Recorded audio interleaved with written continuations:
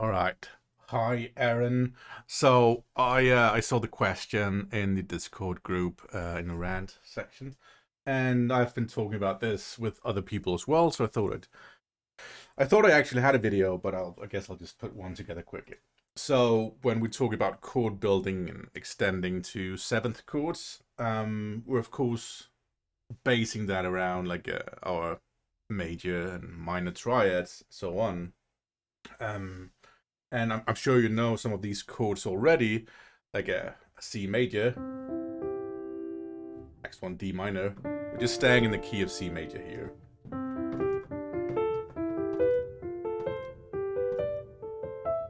And we have the one that's a bit outside, which is like a diminished thing.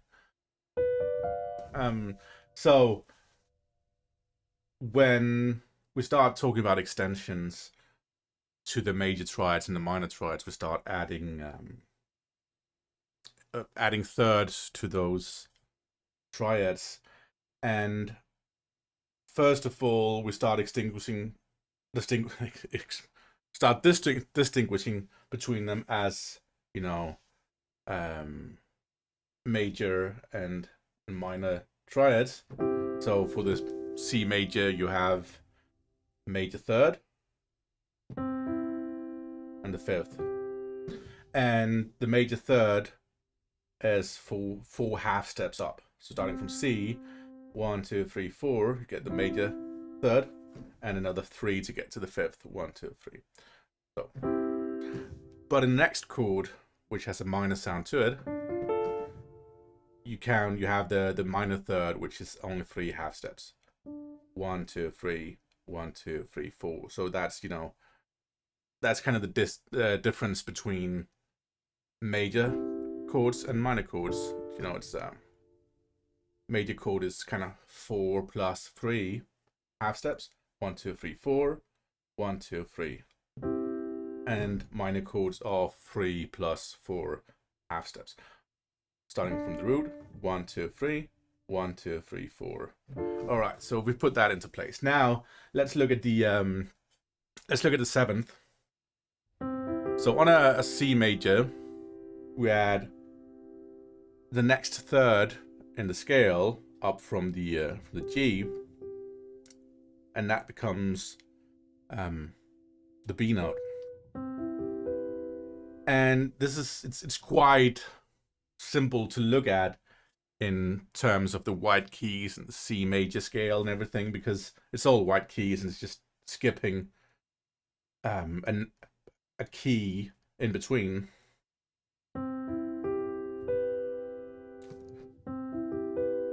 And we can do the same for all the other chords in here as well.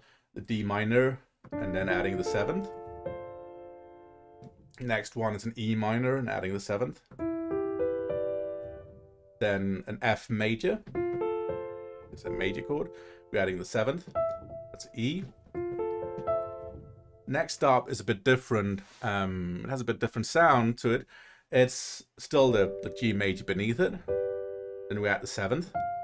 And it becomes what we call the dominant seventh. Let's run through the rest of it, and then we'll come back to that. So next up is an A minor chord. Adding the seventh, it becomes an A minor seventh.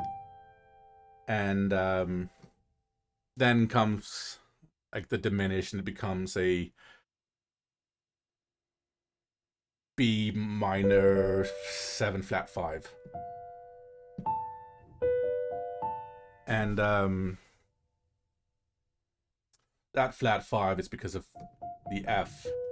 As we saw with all the other chords, we're used to having 3 plus 4 or 4 plus 3 to get to the fifth in terms of half steps. 1, 2, 3, 4.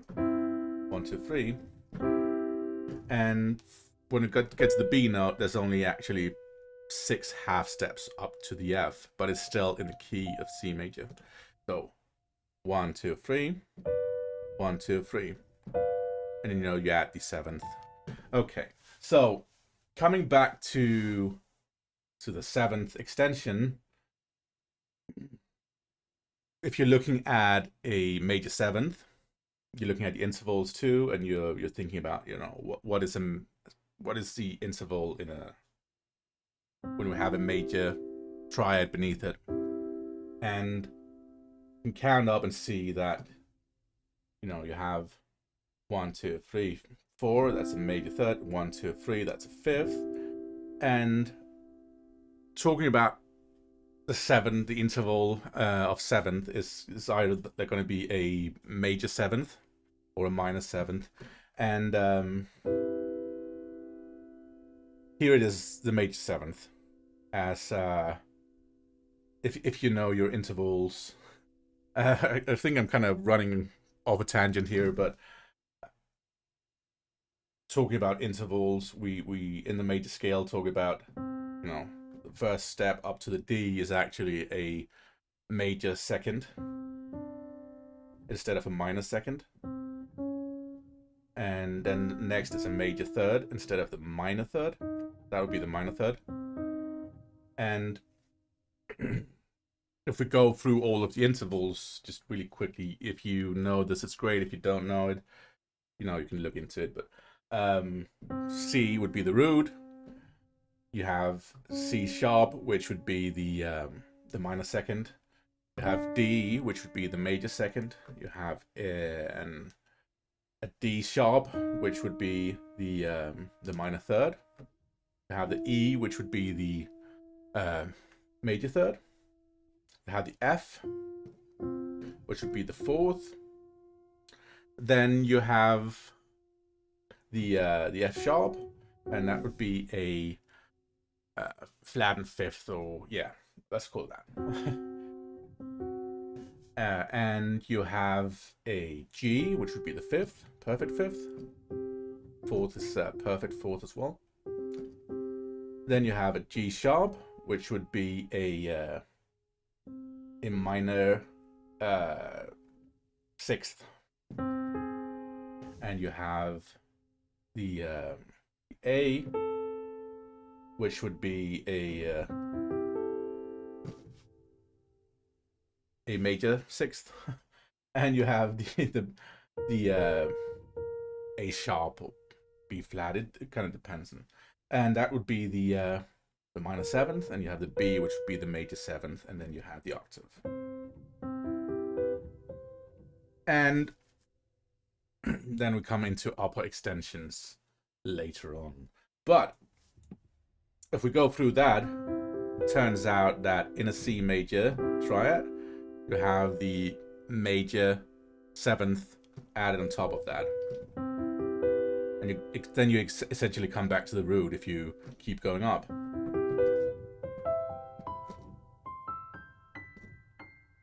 And if we then look at a minor chord, you know, you have the minor triad, 3 plus 4. And I just had to make sure I was actually recording all this. Then if we look at the seventh, but staying in the key of C major, we have a minor seventh added on top of the D minor chord. It's actually only so if we look at it from the C, we could count 1, 2, 3, 4, 5, 6, 7, 8, 9, 10 for the minor seventh, and 11 for the major seventh in terms of how many steps we take. And in D, with the D minor, it's actually the minor seventh, 1, 2, 3, 4, 5, 6, 7, 8, 9, 10 half steps. And I think it's important to know the difference between, you know, you have the root, then a major second, major third, and so on. But in terms of notes, we have 12 notes to a key. Also, it's to a before we reach the octave again. And in terms of that, it only makes up, you know, it makes up 11 steps to get to to the major 7th and 12 steps to get back to the root.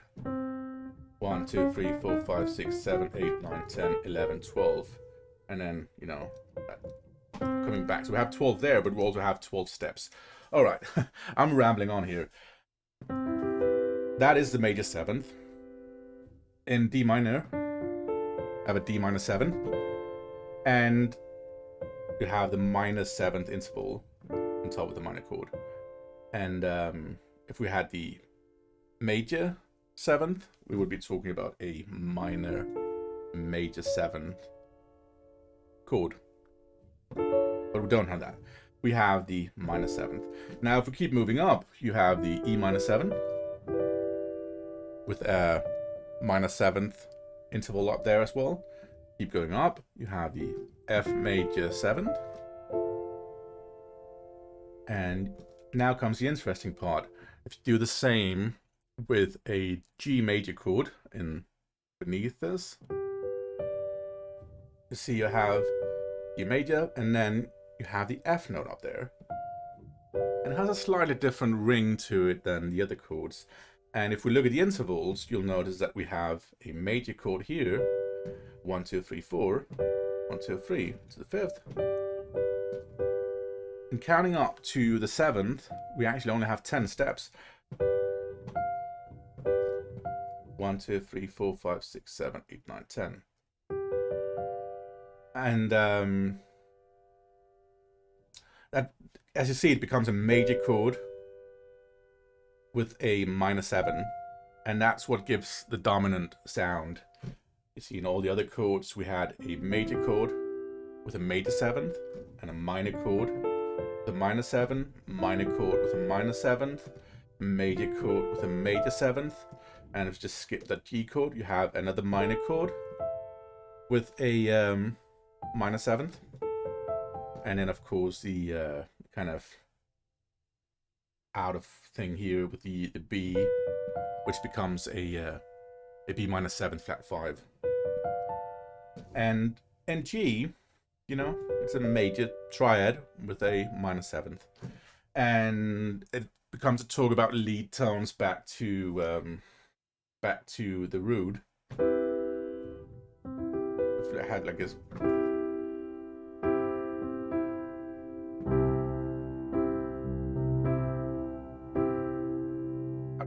How would we do that? It's like so.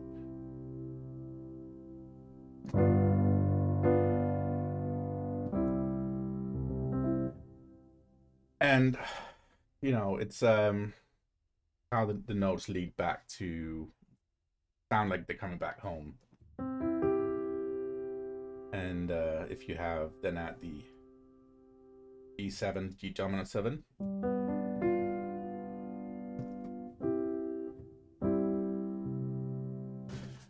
But that's another topic. Anyway, those are some of the upper extensions explained a bit. Major 7, minor 7, 7, or you should call it G7 or dominant 7. And of course, this could be in every other different keys as well. It's just a bit easier to see in C major and all white keys. Of course, you can keep adding extensions, and it then becomes, you know, C major triad 7, C major 7. You then add the next third up, becomes a C major 9. You add the next third up, it becomes a C major 11, and you know, then becomes a, I can't even play it now. Then it becomes a C major 13. Not as strong with these, playing these chords, not used to it. And then, you know, you come back to the root. And you can include or not include all the upper extensions, and it becomes different kind of chords. You know, if you have a C major triad and only at the 9th, very pretty chord. I like this chord a lot. It very peaceful. This is C major add 9 because we don't have the 7th in there. If we had the 7th in there,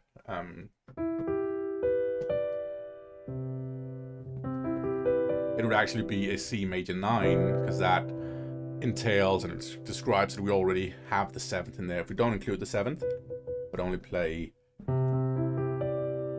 the D on the extension there, the 9th, it's a C major add 9th.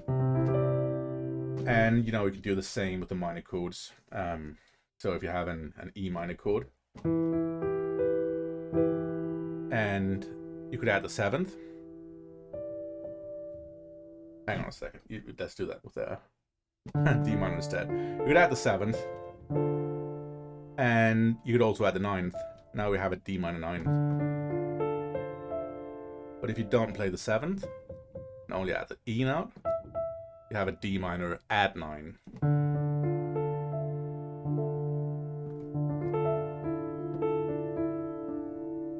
And, you know, same going upwards. Stay with the D minor now.